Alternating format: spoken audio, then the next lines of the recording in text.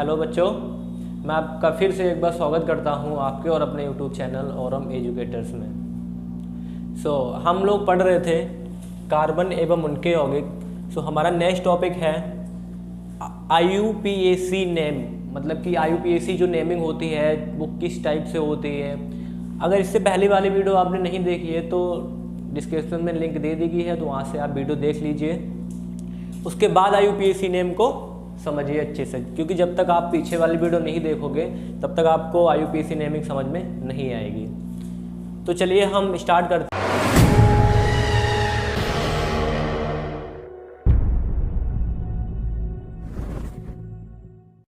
हैं। तो सबसे पहले जो IUPAC की जो फुल फॉर्म होती है वो देख लेते हैं क्या होती है। देखिए, IUPAC की जो फुल फॉर्म होती है वो होती है international union pure applied of chemistry system.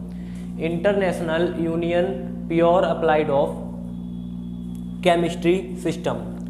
IUPAC की जो फुल फॉर्म होती है जल्दी से याद कर लीजिए, international union pure applied of chemist या केमिस्ट्री सिस्टम। तो अब IUPAC जो नेमिंग होती है वो किस टाइप से होती है, चलिए उसको हम देख लेते हैं। देखिए, हम पढ़ रहे थे कार्बन एवं उनके यौगिक। तो ये जो हम यहाँ पे हमने जो टेबल बनाई है, तो सबसे पहले इसमें जो एल्क का नाम है, एल्क का नाम है। उसके बाद फिर बॉन्ड, फिर यानी कि कार्बन टू कार्बन हम जैसे कहीं हमने आप लोगों को बताया कि लास्ट वीडियो में बताया था कि carbon to carbon single bond भी हो सकता है, carbon to carbon double bond भी हो सकता है, carbon to carbon triple bond भी हो सकता है। इतना हमने ये सब देख लिया था।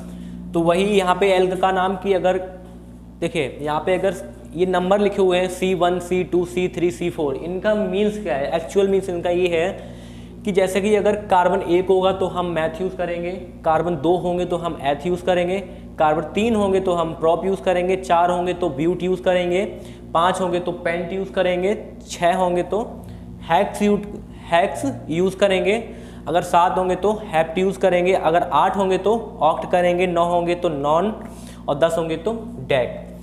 तो इन सब का मीन्स ये है कि अगर कार्बन 1 होगा तो meth, eth, prop, but, pent, hex, hept, oct, non, dec. इस तरीके से यहाँ पे ये टेबल IUPAC करने से पहले इस टेबल को याद करना बहुत इंपॉर्टेंट है। तो इस टेबल को आप याद कर लीजिए, क्योंकि इसके बिना IUPAC नेमिंग हम नहीं कर पाएंगे। जब हमें पता ही नहीं होगा कि हमारे पास कितने कार्बन है, क्या है, तो हम कैसे कर लेंगे। उसके बाद बॉन्ड, देखिए carbon to carbon single bond भी हो सकता है, डबल बॉन्ड भी हो सकता है, ट्रिपल बॉन्ड भी हो सकता है। अब जो हमारा जो क्रियात्मक समूह है यानी कि जो फंक्शनल ग्रुप है वो देख लेते हैं। देखिए, सबसे पहले हमारा OH होता है, एल्कोहल होता है। OH जो होगा जिसमें जैसे कि C2H5OH, इस तरीके से आपने कहीं पे लिखा देखा होगा, तो OH हो सकता है। देखो OH जो होता है तो उसमें हम जब उसका जो IUPAC नेम लिखते हैं तो हम उसमें क्या यूज़ करते हैं? ऑल यूज़ करके, जैसे कि मैथेनॉल हो गया, एथेनॉल हो गया, प्रोपेनॉल हो गया, इस टाइप से हम उसमें नॉल यूज़ करते हैं। एथेनॉल, मैथेनॉल, प्रोपेनॉल, इस टाइप से। अगर एल्कोहल ग्रुप लगा होगा तो हम ऑल यूज़ करेंगे। और यहाँ पे अगर CHO, देखिए CHO जो होता है वो हमारा एल्डिहाइड ग्रुप होता है, और एल्डिहाइड में हम लोग अल यूज़ करते हैं, अल, AL, ओनली अल, जैसे कि मैथेनल, एथेनल, प्रोपेनल, ब्यूटेनल, इस टाइप से।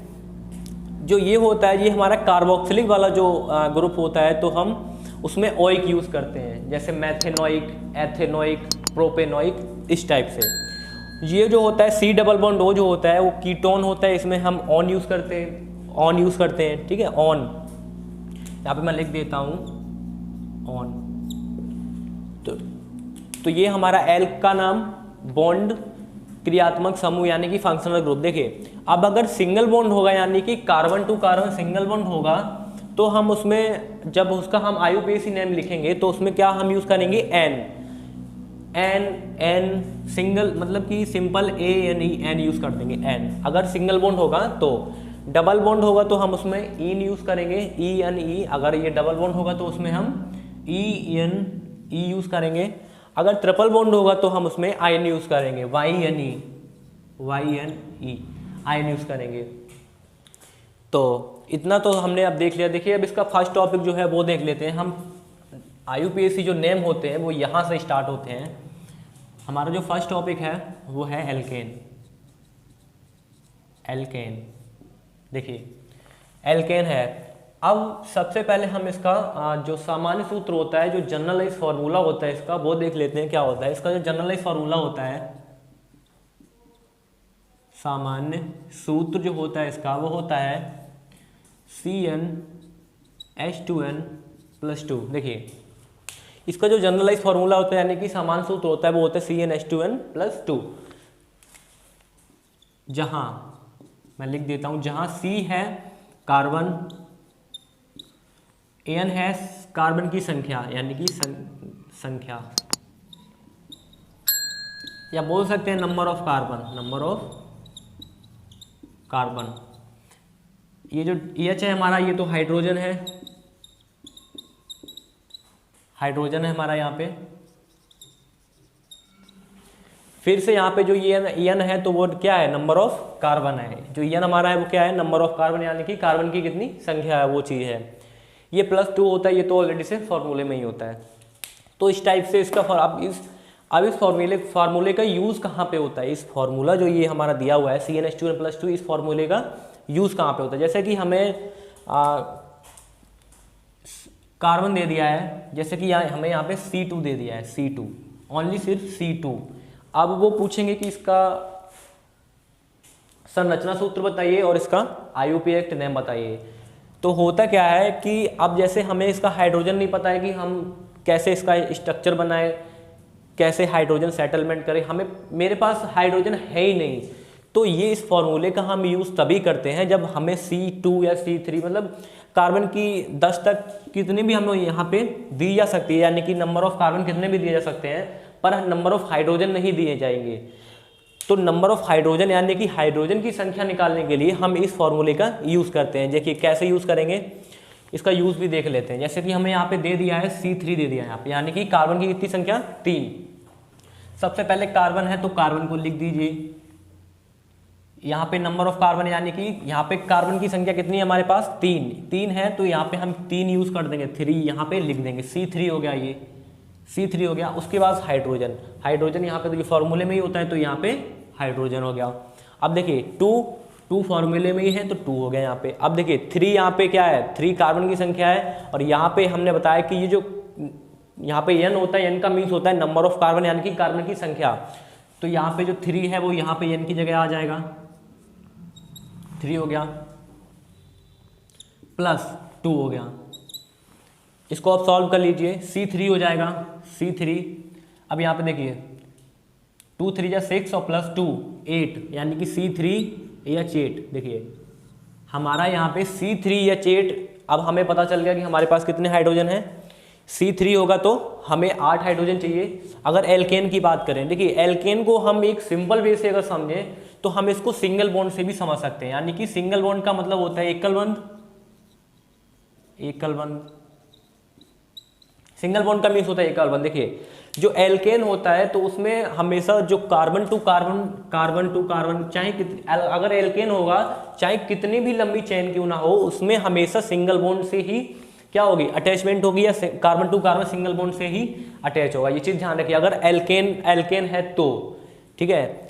अब देखिए अब यहाँ पे हम इसका देख लेते हैं। ये देखिए जैसे कि हमने हमारा यहाँ पे निकला C3H8 निकला, तो अब हम इसका स्ट्रक्चर बना लेते हैं C3, यानी कि सबसे पहले हमें तीन कार्बन चाहिए। एक चीज़ और ध्यान रखना कि जो कार्बन होता है, लास्ट वाले वीडियो में बताया था हमने आप लोगों को, जो कार्बन होता है उसके ना 4 वैलेंसी होती है। जो कार्बन होता है उसकी 4 वैलेंसी, जो वो बॉन्ड बनाता है वो 4 बॉन्ड बनाता है, क्योंकि इसके पास जो अयुग्मित इलेक्ट्रॉन की संख्या होती है वो कितनी होती है, 4 होती है। जो इसके जो इस तरीके से यहाँ पे ये 4 बॉन्ड बनाएगा, यानी कि कार्बन की 4 वैलेंसी भी होती है इस टाइप से। तो यहाँ पे हम इसका देख लेते हैं। यहाँ पे हमें तीन कार्बन चाहिए, यहाँ पे हमने 3 कार्बन ले लिए। अब हमें बैलेंस भी पूरी करनी है इसकी। हाइड्रोजन कितने, हमें 8 हाइड्रोजन यहाँ पे लगाना है। यहाँ लगा दीजिए, यहाँ लगा दीजिए, यहाँ इस टाइप से। इन बॉन्ड का मतलब हाइड्रोजन समझ लीजिए। चलिए कोई नहीं, मैं लिख देता हूँ यहाँ पे हाइड्रोजन हो गया, हाइड्रोजन यहाँ हो गया, ठीक है। इस तरीके से देखिए अब हाइड्रोजन भी काउंट कर लीजिए। 1 2 3 4 5 6 7 8 8 हाइड्रोजन हो रहे हैं। बैलेंसी चेक कर लीजिए, 1 2 3 4 इस वाले कार्बन की, 1 2 3 4 इस वाले कार्बन की, 1 2 3 4 इस वाले कार्बन की, 1 2 3 4, यानी कि 4 बैलेंसी भी हो गई और हमारे 8 जो हाइड्रोजन हमारे पास जो फॉर्मूले से हमने निकाले थे वो भी सेटलमेंट हो गए। अब इसका जो IUPAC नेम है वो देख लेते हैं हम क्या होगा। देखिए सबसे पहले कार्बन हमारे कितने हैं, 3, यानी कि 3 कार्बन हमारे पास हैं। तो 3 कार्बन के लिए हम क्या यूज करते थे, यहाँ पे आइए टेबल में, 3 कार्बन के लिए हम प्रॉप यूज करते थे। सबसे पहले प्रॉप लिख लो यहाँ पे, प्रॉप प्लस। देखिए अगर अब यहाँ पे इस स्ट्रक्चर को देखिए, आप इस स्ट्रक्चर को देखिए, इस संरचना को देखिए, इसमें सारे सिंगल बॉन्ड है, सारे सिंगल बॉन्ड है। तो हमने यहाँ पे बॉन्ड जो दिखाया था उसके लिए हमने एन दिखाया था कि उसमें अगर सिंगल मतलब कि carbon to carbon single bond अगर होगा तो उसमें हम एन यूज करेंगे। क्या करेंगे, यूज एन। तो यहाँ पे हम एन यूज कर देते हैं, एन। अब इसको हम प्लस करके लिख देंगे तो इसका क्या हो जाएगा, प्रोपेन, प्रोपेन। इस तरीके से हमारा जो इसका जो IUPAC जो इस वाले स्ट्रक्चर का नाम है, यानी कि C3H8 का जो IUPAC नेमिंग है वो क्या है, प्रोपेन है। इस तरीके से हम और देख लेते हैं।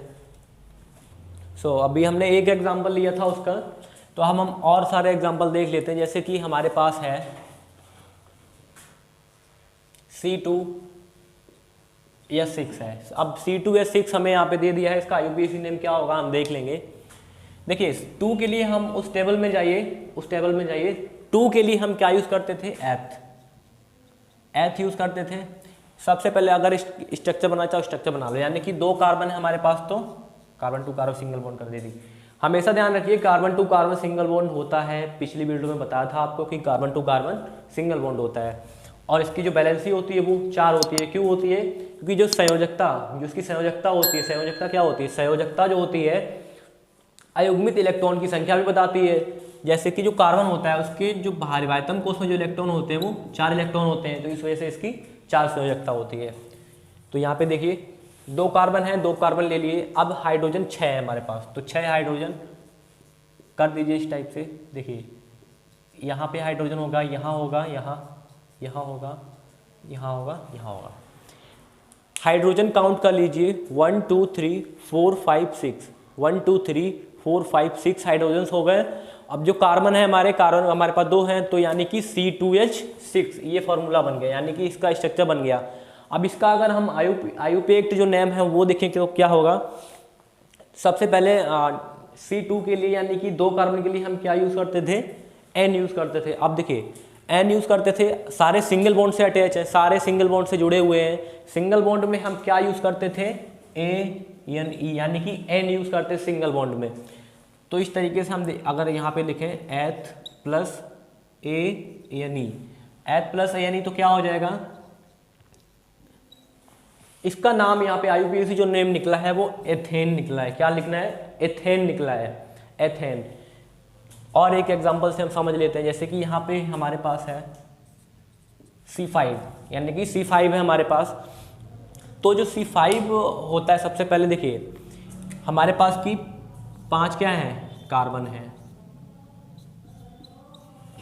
5 कार्बन है। अब हमें यानी कि C5 दे दिया है, हाइड्रोजन पता ही नहीं है कितने हाइड्रोजन, तो यहाँ पे हम वही फॉर्मूला यूज करेंगे CnH2n+2, ये वाला फॉर्मूला यूज करेंगे। यहाँ पे फॉर्मूले से क्या पता चलेगा कि हमारे पास कितने हाइड्रोजन है वो पता चल जाएगा। जैसे कि यहाँ पे C5 दे दिया, तो C5 यानी कि C5 हो गया, यानी कि जगह में n की अगर वैल्यू रखनी है तो n की रखनी है। अब n की वैल्यू हमें ऑलरेडी से दिया होता है, n की जो वैल्यू होती है जो, ठीक है। अब यहाँ पे हाइड्रोजन H लिख दो, यहाँ पे 2 इंटू n, यानी कि ये वाली वैल्यू रखनी है 2 + 2। देखिए इसको कैलकुलेट कर लो, C5 हो जाएगा, यानी कि C5 हो जाएगा, यहाँ पे C5 हो जाएगा, C5 सॉरी यहाँ पे 5 लिखना है यहाँ पे। तो यहाँ पे n की वैल्यू जो थी हमारे पास 5 थी, तो हमने यहाँ पे क्या लिख दी, 5 लिख दी। अब देखो 5 2 10, 5 2 10, 5 दूनी 10 और +2 यानी कि +2 करना है, तो यहाँ पे कितना हो जाएगा, यहाँ पे H12 यानी कि C5H12 ये हमारा फॉर्म। अब हमें पता चल गया कि हाइड्रोजन कितने लगाने हैं, यानी कि 12 हाइड्रोजन का सेटलमेंट करना है। चलिए करते हैं। यहाँ पे देखिए सबसे पहले 5 हाइड्रोजन ले लेते हैं और carbon to carbon single bond कर देते हैं 1 2 3 4 5। अब हमें 12 हाइड्रोजन सेटल करना है। देखिए 1 2 3 4 5 6 7 8 9 10 11 12। देखिए यहाँ पे कार्बन काउंट कर लीजिए 1 2 3 4 5 यानी कि 5 कार्बन है हमारे पास। हाइड्रोजन काउंट कर लीजिए, हाइड्रोजन 12 है हमारे पास, तो 12 ही हाइड्रोजन लगेंगे। 1 2 3 4 5 6 7 8 9 10 11 12 यानी कि C5H12 हमारा ये स्ट्रक्चर तो बन गया। अब हम इसकी जो बैलेंसी है वो चेक कर लेते हैं, यानी कि एक कार्बन की 4 संयोजकता होती है जो 4 ही होनी चाहिए। देखिए इस वाले कार्बन की देखिए पहले यहाँ पे 1 2 3 4, ठीक है, इसका हो गया। इस वाले की देखिए 1 2 3 4 यहाँ पे भी हो गया। इसका देखिए 1 2 3 4, यहाँ पे इसका 1 2 3 4, यहाँ पे इसका 1 2 3 4, यानी कि सबकी संयोजकता क्या है, 4 है संयोजकता, ठीक है। अब इसका IUPAC नेम देख लेते हैं क्या होगा। C5 के लिए हम क्या यूज करते थे, टेबल में जाओ। C5 के लिए हम यूज करते थे पेंट यूज करते थे। अब ठीक है, अब हमने इसका जो एल्क वाला ग्रुप है वो तो देख लिया। उसके बाद अब हम इसका बॉन्ड देखते हैं, बॉन्ड कि सारे जो कार्बन है और कार्बन के बीच जो हाइड्रोजन है वो किस बॉन्ड से अटैच है, सिंगल बॉन्ड से, डबल बॉन्ड से या ट्रिपल बॉन्ड से। तो यहाँ पे सारे हमें सिंगल बॉन्ड दिख रहे हैं, तो यानी कि क्या होगा, सिंगल बॉन्ड के लिए हम यूज करते थे एन यूज करते थे सिंगल बॉन्ड के लिए, ए, या सिंपली हम एन लिख देंगे, एन। तो इसका जब हम नाम लिखेंगे तो क्या हो जाएगा हमारा, पेंटेन। इसका जो IUPAC नेम होगा वो क्या हो जाएगा, पेंटेन हो जाएगा। इस तरीके से हम एक एग्जांपल और देख लेते हैं। यहाँ पे इसका C4H10, देखिए जहाँ अभी हमने यहाँ पे हाइड्रोजन ले लिए हैं, क्यों ले लिए हैं, क्योंकि हमें उस फॉर्मूले का यूज़ करना तो आप लोगों को आ ही गया होगा कि इस फॉर्मूले का कैसे यूज़ करते हैं। ज़्यादा टफ नहीं है यहाँ पे। और जो n की जो वैल्यू है हमें ऑलरेडी से दी होती है, ठीक है। n की वैल्यू ये क्या होता है कि नंबर ऑफ कार्बन, जितने कार्बन हमें यहाँ पे लास्ट वैल्यू यहाँ पे रख देनी है। अब हम यहाँ पे इसका देख लेते हैं। देखिए जैसे आप हमारे पास यहाँ पे 4 कार्बन है, तो 4 कार्बन हो गए। उसके बाद 10 हाइड्रोजन हमें यहाँ पे सेट करना है, जैसे कि 1 2 3 4 5 6 7 8 9 10। देखिए हाइड्रोजन देखिए, कार्बन देखिए 1 2 3 4, ठीक है, 4 कार्बन हो गए। अब हाइड्रोजन देख लीजिए, 10 हाइड्रोजन, 1 2 3 4 5 6 7 8 9 10। अब यहाँ पे इसका हम जो बैलेंस है वो भी चेक कर लेते हैं एक बार। 1 2 3 4 1 2 3 4 1 2 3 4 1 2 3 4, बैलेंसी भी ठीक है, यानी कि हर एक कार्बन की कितनी बैलेंसी है, 4 बैलेंसी है। अब यहाँ पे हम बॉन्ड देखते हैं कि सारे जो कार्बन है वो किस बॉन्ड से अटैच हैं। देखिए सारे सिंगल बॉन्ड से अटैच हैं, तो सबसे पहले हम 4 कार्बन के लिए क्या यूज करते थे, ब्यूट। सिंगल बॉन्ड के लिए हम एन यूज करते थे, एन यूज करते हैं सिंगल बॉन्ड के लिए, तो एन।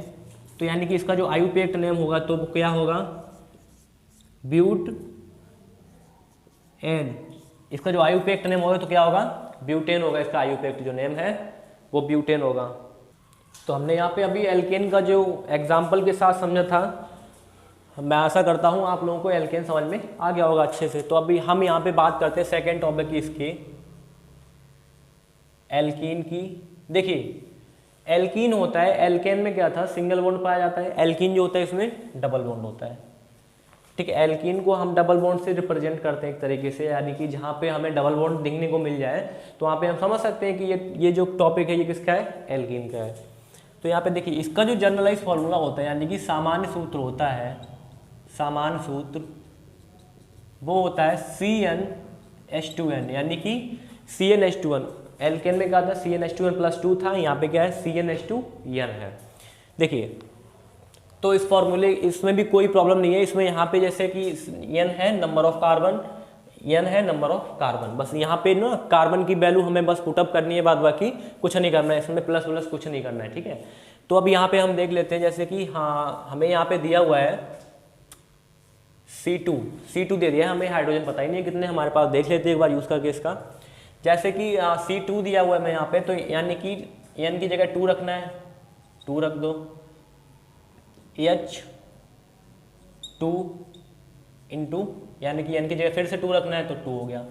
अब यहाँ पे इसको कैलकुलेट कर लो, तो C2H4 अब हमें पता चल गया हमारे पास कितने हाइड्रोजन होने चाहिए, C2H4 होने चाहिए। तो यहाँ पे हम C2H4, चलिए अब हम इसका स्ट्रक्चर बना लेते हैं। Carbon to carbon single bond कर दो। अब हमारे पास ना 4 हाइड्रोजन है, तो 1 2 3 4, देखिए तो अब हमारा यहाँ पे ये स्ट्रक्चर बनके इसका तैयार हुआ। अब देखिए ठीक है हमने देख लिया, अब इसकी हम बैलेंसी चेक कर लेते हैं एक बार कि बैलेंसी जो है बैलेंसी पूरी है या नहीं है। 1 2 3 1 2 3, नहीं बैलेंसी पूरी नहीं है। अब बैलेंसी पूरी करने के लिए हम क्या करें, ऐसा हम क्या करें जो इसकी ना 4 बैलेंसी हो जाए। हमने पिछले वाले कंसेप्ट में देखा था कि जो कार्बन होता है उसकी ना 4 बैलेंसी होती है, तो पता ही है हमें। तो अभी हमारे यहाँ पे 3 बैलेंसी हो रही है, देखिए इस वाले कार्बन की 1 2 3 1 2 3। तो अगर हम यहाँ पे डबल बॉन्ड कर दें तो यहाँ पे 4 बैलेंसी हो गई, देखिए 1 2 3 4 1 2 3 4 होगी 4 बैलेंसी। तो इस तरीके के अब हमने यहाँ पे हमारा डबल बॉन्ड आ गया, यहाँ पे डबल बॉन्ड आ गया यानी कि एल्कीन में आ गए हम लोग। अब देखिए अब इसका IUPAC जो नेम होगा वो देख लेते हैं। देखिए जैसे कि यहाँ पे C2 के लिए हम क्या यूज करते थे, 2 के लिए एथ यूज करते थे, एथ। हमने वहाँ पे जो टेबल बनाई थी उसमें हमने एल्कीन और एल्काइन को डिस्क्राइब किया था सिंगल बॉन्ड से, यानी कि carbon to carbon single bond, carbon to carbon double bond, carbon to carbon triple bond. तो जो इसमें जो एल्कीन में होता है तो इसमें हम लास्ट में लगाते हैं ईन लगाते हैं हम इसमें लास्ट में। तो इसका जो इसको हम अगर जोड़ के लिखेंगे तो क्या हो जाएगा, एथीन हो जाएगा या एथीन हो जाएगा। अगर हम इसको जोड़ के लिखेंगे तो हमारा ये एथीन बन जाएगा, एथीन। अब इस एक और एग्जांपल ले लेते हैं,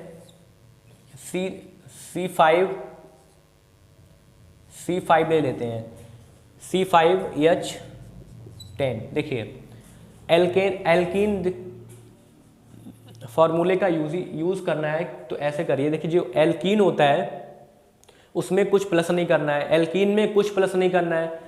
जो एल्केन होता है उसमें बस CnH2n में बस 2 प्लस कर दो। और एल्काइन होता है इसका, अभी इसके बाद जो टॉपिक आएगा उसमें होता है CnH2n-2 आएगा।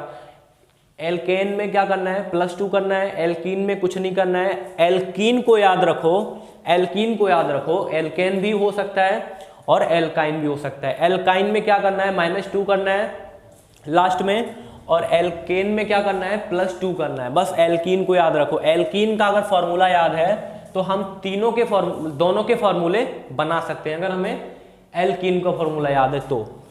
यहाँ पे C5H10 दिया हुआ है हमें, इसका स्ट्रक्चर बना लेते हैं। 2 3 4 5 इस टाइप से हो गया, यानी कि 5 हमारे पास कार्बन है। अब इसको हाइड्रोजन को देख लेते हैं, 1 2 3 4 5 6 7 8 9 10। देखिए इस टाइप से हमें यहाँ पे करना। देखिए अब यहाँ पे देखिए कार्बन देख लीजिए, 1 2 3 4 5 कार्बन सही है। हाइड्रोजन 1 2 3 4 5 6 7 8 9 10, यानी कि C5H10 स्ट्रक्चर तो बन गया। अब हमें जो इसका जो बॉन्ड है बॉन्ड देखना है, यानी कि जो बैलेंसी है वो देखनी है। 1 2 3 1 2 3 1 2 3 4, इस वाले की तो 4 हो गई, 1 2 3 4, इस वाले की भी 4 हो गई, 1 2 3 4, इस वाले की भी हो गई।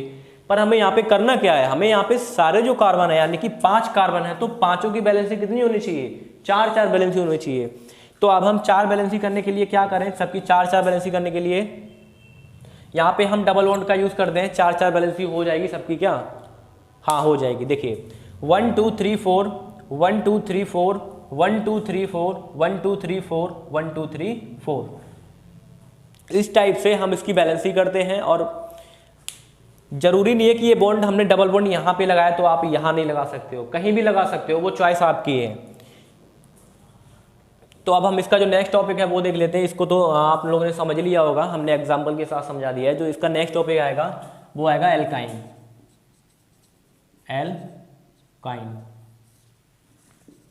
एल्काइन आएगा इसका नेक्स्ट टॉपिक। देखिए इसका जो जनरलाइज फॉर्मूला होता है वो होता है CnH2n-2, यानी कि जो सामान्य सूत्र होता है उसका क्या होता है CnH2n-2। एल्केन में क्या था CnH2n+2 था, एल्कीन में था CnH2n।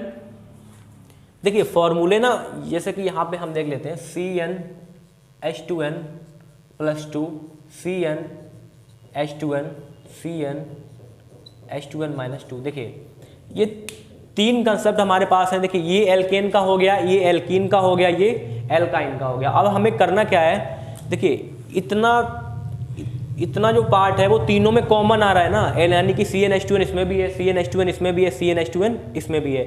अब हमें देखिए तो हमें जो एल्केन होता है उसमें हमें 2+ कर देना है, और जो एल्काइन होता है यानी कि जो थर्ड टॉपिक होता है उसमें क्या कर देना है -2 कर देना है, और एल्कीन में हमें कुछ नहीं करना है। ठीक है, इस तरीके से। तो जैसे कि हमें यहाँ पे दिया हुआ है C2 दिया हुआ है, हाइड्रोजन नहीं पता है कितने हमारे पास, तो अब इस फॉर्मूले का यूज़ कर लेते हैं हम लोग। तो यानी कि n की जगह 2 रखना है, हाइड्रोजन 2 इंटू यानी कि यहाँ पे भी 2 रखना है और -2 कर देना है। देखिए यहाँ पे इसको कैलकुलेट कर लेते हैं हम लोग। जैसे कि C2 हो जाएगा, यानी कि C2 हो गया 2 2 4 हो गया, 4 माइनस 2 होगा तो यहाँ पे कितना होगा H2, यानी कि C2 होगा तो H2 होगा, यानी कि हमारे पास जितने कार्बन होंगे उतने ही हाइड्रोजन होंगे। तो अब हम देख लेते हैं इसको। इसका सबसे पहले हम स्ट्रक्चर बनाते हैं C सिंगल बॉन्ड C, यानी कि 2 हाइड्रोजन है हमारे पास, तो 2 ही हाइड्रोजन सेटल करेंगे ना हम। तो यहाँ पे अब इसकी बैलेंसिंग चेक कर लेते हैं, 1 2 1 2, इसकी तो 2 ही बैलेंसिंग हो रही है। तो अब हम क्या करें, हम यहाँ पे जो इसकी 4 बैलेंसिंग हो जाए, हम यहाँ पे क्या करें, जो इसकी 4 बैलेंसिंग हो जाए तो हम क्या करेंगे, यहाँ पे ट्रिपल बॉन्ड यूज कर देंगे। यानी कि यहाँ पे समझ लीजिए जो एल्केन होता है, एल्केन में सिंगल बॉन्ड होता है, एल्कीन होता है उसमें डबल बॉन्ड होता है, और जो एल्काइन होता है उसमें ट्रिपल बॉन्ड होता है। हम इसको कॉमन चीज से कॉमनली तरीके से भी देख सकते हैं कि यहाँ पे जो एल्केन होगा सिंगल बॉन्ड, एल्कीन होगा डबल बॉन्ड, अगर एल्काइन होगा तो ट्रिपल बॉन्ड। ये चीज ध्यान रखिए। अब इसका देख लीजिए 1 2 3 4 1 2 3 4, इसकी भी बैलेंसिंग कितनी हो गई, पूरी हो गई। जैसे कि हमें यहाँ पे दिया हुआ है C4 दिया हुआ है हमें यहाँ पे। तो अभी हम देख लेते हैं कि हमें हाइड्रोजन कितना लगाना है। चलिए फॉर्मूले का यूज कर लेते हैं। C2 यानी कि यहाँ पे 2 की जगह क्या रखना है, 4 रखना है। H हो गया यहाँ पे 2 × 4 करना है, -2 करना है।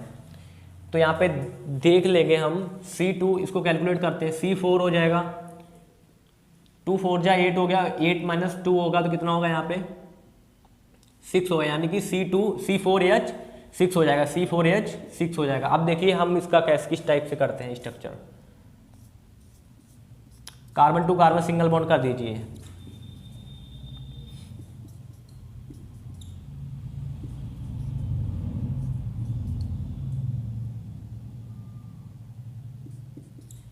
देखिए हमें क्या करना है अभी, देखिए 1 2 3 4 5 6, 1 2 3 4 5 6, ठीक है। हाइड्रोजन हमारे पास 6 हो गए। अब हम यहाँ पे चेक करेंगे कि इसका जो बैलेंसी है वो पूरा है। 1 2 1 2, इसका भी नहीं है बैलेंसी पूरा। 1 2 3 4 1 2 3 4, इसका पूरा है, इस वाले कार्बन का और इस वाले कार्बन का भी पूरा है। तो अगर हम यहाँ पे ट्रिपल बॉन्ड लगा दें तो बैलेंसी पूरी हो जाएगी। हाँ ऑफकोर्स हो जाएगी। देखिए यहाँ पे 1 2 3 4 हो गया, इस वाले कार्बन की 1 2 3 4 हो गया, इस वाले कार्बन की 1 2 3 4 हो गया, इस वाले कार्बन की 1 2 3 4 हो गया। तो हम इसका अगर नेम देख लें तो नेम क्या होगा, सबसे पहले हम इसका नेम देख लेते हैं। C2H2 का नेम देख लेते हैं। सबसे पहले 2 के लिए हम क्या यूज करते हैं, एथ।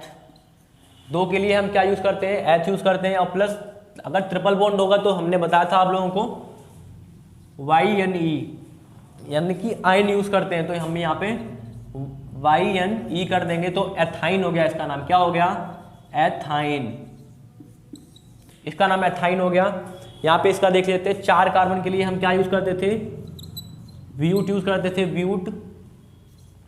प्लस यहाँ पे इसकी ट्रिपल बॉन्ड अगर एल्काइन है तो हम इसमें क्या यूज करेंगे, आइन करेंगे यूज। तो आइन हो गया यहाँ पे। तो यहाँ पे क्या होगा इसका ब्यूटाइन, ब्यूटाइन होगा। इस तरीके से हम यहाँ पे भी इसका देख लेते हैं, यानी कि इसका हमने नहीं देखा था, एक ही इसका हमने देखा था, इसका और देख लेते हैं। एक C5H10 था, यानी कि एल्कीन का कंसेप्ट था, C5H10 था। तो यहाँ पे 5 के लिए हम क्या यूज़ करते हैं, पेंट यूज़ करते हैं C5 के लिए। अब डबल बॉन्ड होगा तो हम इसमें सिंपल से E लगाते हैं, E लगाते हैं, तो हम इसमें ईन लगाएंगे। तो इसको अगर हम मिला के लिखेंगे तो क्या होगा, पेंटीन होगा। इस टाइप से अगर हम इसमें ये जो आइन और इन और एन जो लगाते हैं वो हम इसके कंसेप्ट से ही समझ सकते हैं। यानी कि देखिए एल्केन समझिए, एल्केन यानी कि यहाँ पे देख लीजिए, एल्केन समझिए, एल्केन, एल्कीन, एल्काइन। देखिए समझिए, जो एल्केन होता है, एल्केन में लास्ट में क्या आ रहा है, एन आ रहा है ना। एल्केन को ठीक से बोलिए और फिर और ध्यान देके सुनिए उसको, एल्केन एन आ रहा है ना लास्ट में, यानी कि ANE आ रहा है। एल्कीन ईन आ रहा है ना, ईन निकल रहा है तो ENE हो गया। एल्काइन आइन आ रहा है ना इसमें, तो YNE हो गया। फॉर्मूला देख लेते हैं, फॉर्मूला देख लेते हैं। यहाँ पे इसका होता है CnH2n+2, CnH2n, H2n-2। देखिए तो हमने क्या बताया था कि हमने कहा एल्कीन का फॉर्मूला याद रखो। एल्कीन का यानी कि एल्कीन का अगर फॉर्मूला याद रखोगे तो बस इतना याद रख लेना कि एल्केन में हम +2 कर देंगे और जो एल्काइन होता है उसमें हम क्या करेंगे, -2 कर देंगे। क्योंकि जो एल्कीन वाला जो फॉर्मूला है यानी कि CnH2n है, वो दोनों में क्या, तीनों में क्या आता है, कॉमन आता है, इस वजह से। तो अब आगे का चैप्टर हम पढ़ेंगे नेक्स्ट वीडियो में। तो अभी आप इसका स्क्रीनशॉट ले लीजिए और मिलते हैं आप नई वीडियो में।